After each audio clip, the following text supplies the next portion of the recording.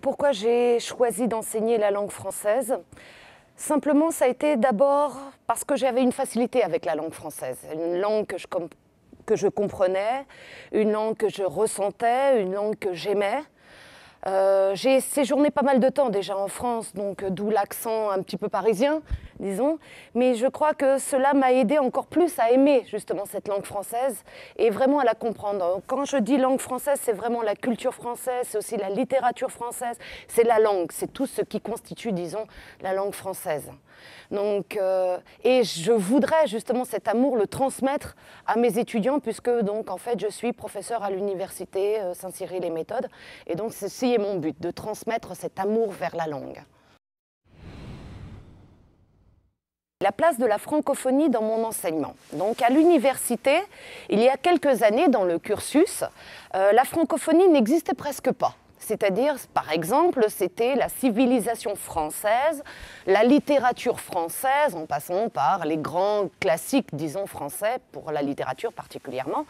Et au fur et à mesure, donc, on a compris que apprendre la langue française, ce n'est pas simplement le français, c'est aussi s'ouvrir, disons d'une certaine façon, et comprendre que il y a d'autres pays francophones, d'autres pays qui ont des auteurs, des écrivains très intéressants et qui parlent ou écrivent en français. Donc d'un coup, on s'est mis à redécouvrir, donc par exemple les pays du Maghreb, on s'est mis à redécouvrir des pays où l'on parle le français, et justement là, on peut réellement dire que dans notre cursus, à part le fait qu'on est un lecteur belge, nous avons aussi un enseignement sur les littératures francophones, sur les habitudes, disons les civilisations francophones. Donc pour vraiment que nos étudiants se rendent compte qu'il n'y a pas que la France, que dans les pays francophones, on parle aussi le français. Et ça, c'est une chose très très importante pour justement motiver les étudiants à apprendre le français parce qu'on ne parle pas français qu'en Belgique, qu'en Suisse, mais qu'on parle français dans 5 continents. Et ça, c'est déjà un grand atout pour justement apprendre le français et enseigner le français. La motivation de nos élèves. Alors encore une fois, quand ils s'inscrivent donc à l'université, c'est d'abord parce qu'ils ont suivi peut-être un cursus bilingue.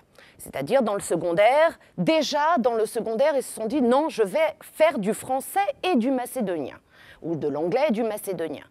Mais chose bizarre, c'est qu'à l'université, on n'a que très peu de personnes qui, donc de ce cursus bilingue secondaire, arrivent chez nous.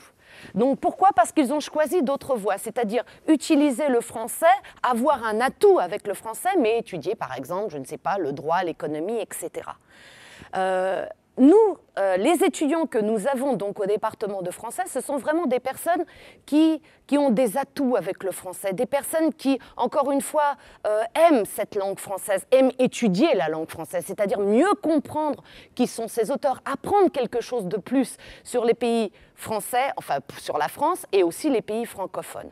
Mais aussi un très très grand atout, c'est aussi parce que très souvent, bien qu'ils s'inscrivent à notre faculté, à notre département, ils ont pour but aussi de voir, d'étudier aussi à l'étranger pour encore mieux apprendre donc, cette langue française. Donc très souvent, ce sont des étudiants qui vont partir en Master 1, Master 2 ou pendant un bon semestre, c'est-à-dire grâce à Erasmus, Basileus, etc.